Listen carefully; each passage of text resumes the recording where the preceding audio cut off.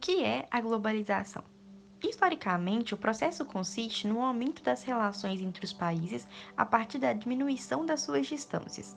Essas relações são principalmente econômicas, mas podem ser sociais, culturais ou políticas. Para entender o que é globalização, é necessário saber como ela surgiu. A origem deste fenômeno aconteceu no século XV, no período mercantilista. As nações europeias passaram a realizar longas viagens de navio procurando novas terras e riquezas. Com o surgimento das colônias de exploração na África e na Ásia, começaram os fluxos de força de trabalho e mercadorias entre os países e colônias, e, inevitavelmente, também aconteciam trocas culturais. Depois, durante a Revolução Industrial no século XVIII, a globalização se expandiu. Essas mudanças ficaram mais intensas no final do século XX, após a Segunda Guerra Mundial, pois foi aí que o neoliberalismo ganhou força e acelerou o processo de globalização econômica. Surgem mais pontes entre os negócios e investimentos de uma nação para outra. Assim, os mercados de diferentes países interagem e as indústrias de um país se instalam em outros. Com o avanço da tecnologia, principalmente dos sistemas de comunicação e informática, e o advento da internet, a globalização é cada vez mais intensa. A integração econômica e cultural entre os países ficou ainda maior. Recentemente, o presidente dos Estados Unidos aumentou as tarifas sobre os produtos chineses. Ele disse que fez isso para proteger a indústria americana. Agora, pense nos trabalhadores das indústrias da China, cujo lucro principal vinha da exportação para os Estados Unidos. Eles foram diretamente prejudicados pela decisão de outro país, e é essa uma das principais características da globalização.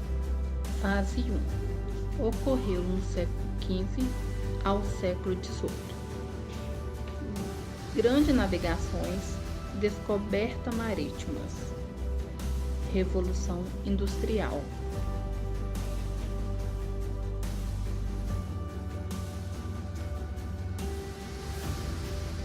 Segunda fase ocorreu no século XVIII ao século XX. Revolução Industrial. Segunda Guerra Mundial. Expansão do capitalismo.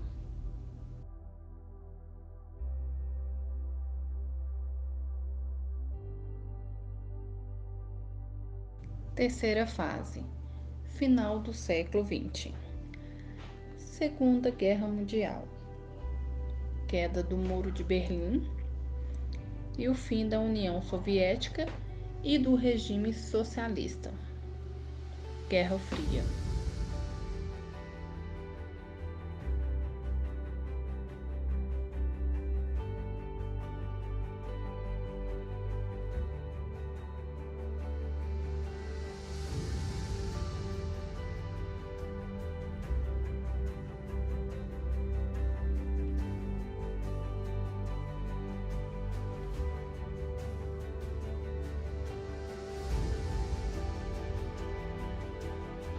Quarta fase ocorreu no século XXI. Nova ordem mundial. Domínio do capitalismo no mundo.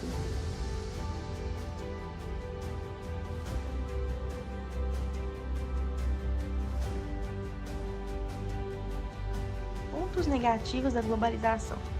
Os países em desenvolvimento podem ter que competir muito com indústrias de países desenvolvidos.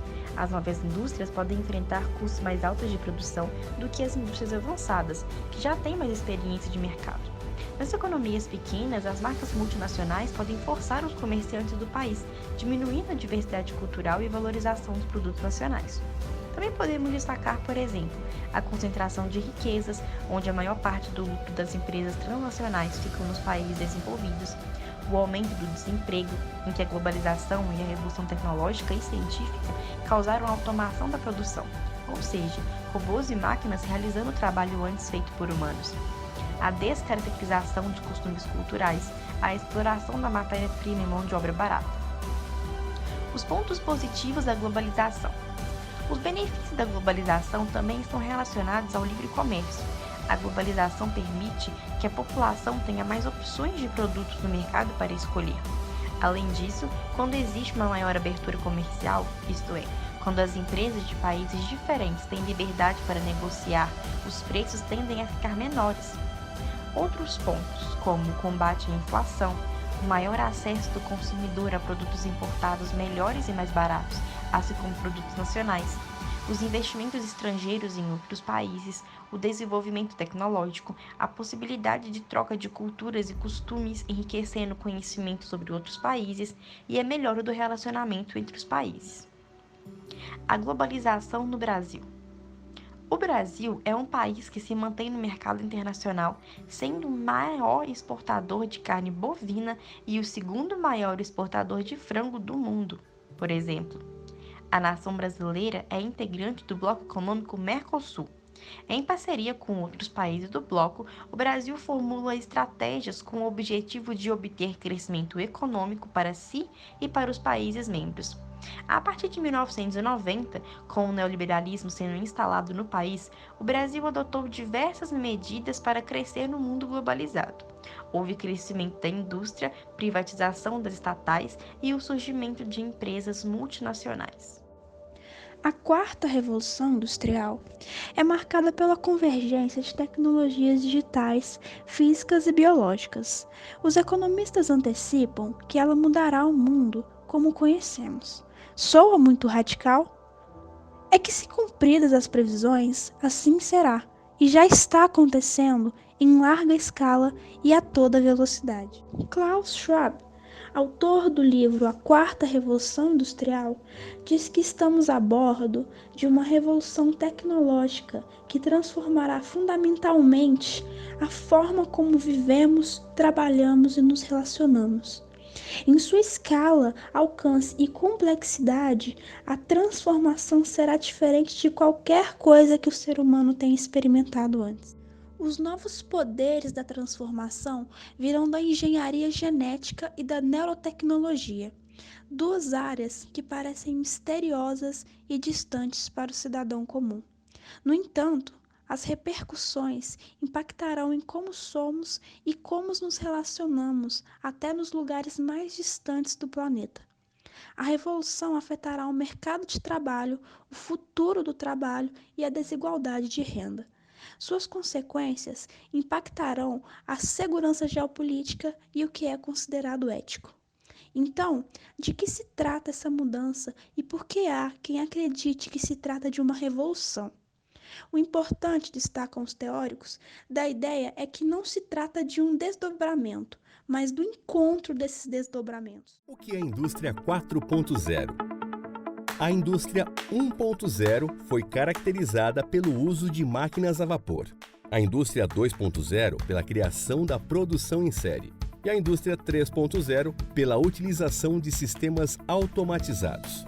Já a indústria 4.0 se caracteriza pela integração dos fatores produtivos internos e o universo externo à empresa, com a integração de diversas tecnologias como Big Data, a inteligência artificial, Machine Learning, realidade aumentada e entre outras.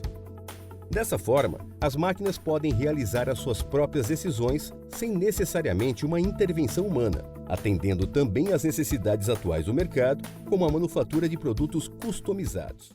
A automatização acontece através de sistemas cyberfísicos que foram possíveis graças à internet das coisas e à computação na nuvem.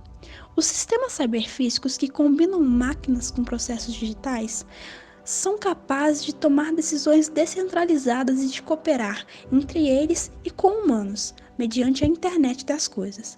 O que vem por aí, dizem os teóricos, é uma fábrica inteligente, verdadeiramente inteligente. O princípio básico é que as empresas poderão criar redes inteligentes que poderão controlar a si mesmas. No Fórum Mundial de Davos, em janeiro deste ano, houve uma antecipação do que os acadêmicos mais entusiastas têm na cabeça quando falam da Revolução 4.0. Nanotecnologias, neurotecnologias, robôs, inteligência artificial, biotecnologia, sistema de armazenamento de energia, drones e impressoras 3D.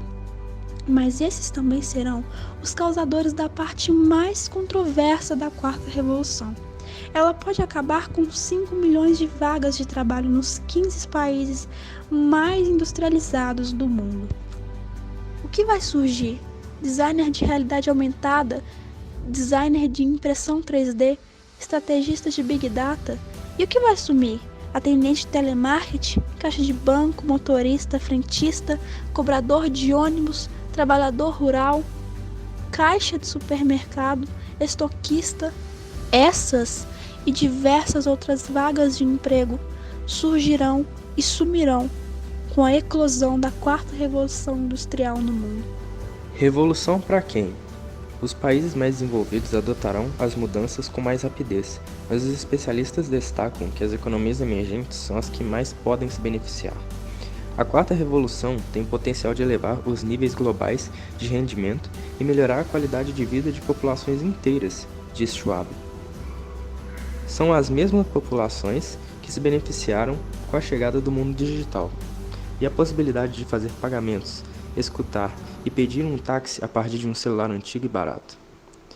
Obviamente, o processo de transformação só beneficiará quem for capaz de inovar e se adaptar. O futuro do emprego será feito por vagas que não existem, em indústrias que usam tecnologias novas em condições planetárias que nenhum ser humano já experimentou, diz David Ritter, CEO do Greenpeace Austrália Pacífico, em uma coluna sobre a quarta revolução industrial para o jornal britânico The Guardian. E os empresários parecem entusiasmados, mais que intimidados, pela magnitude do desafio. Uma pequena pesquisa aponta que 70% têm expectativas positivas sobre a quarta revolução industrial. Ao menos, esse é o resultado do último Barômetro Global de Inovação, uma pesquisa que compila opiniões de mais de 4.000 líderes e pessoas interessadas nas transformações em 23 países. Ainda assim, a distribuição regional é desigual e os mercados emergentes da Ásia são os que mais estão adotando as transformações de uma forma mais intensa que as economias mais desenvolvidas. Ser disruptivo é o padrão modelo para executivos e cidadãos, mas continua sendo um objetivo complicado de se colocar em prática, reconhece o estudo.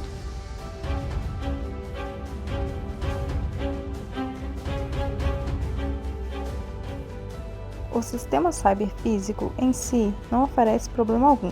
Inclusive, há até e-books que citam práticas para a boa convivência entre humanos e robôs. Os maiores perigos, nesse sentido, estão relacionados a atitudes políticas desumanas e à concentração do poder nas mãos de uma minoria tecnocrática, além da preocupação com aqueles que não conseguirem se adaptar ao sistema e que estariam fadados a não sobreviver.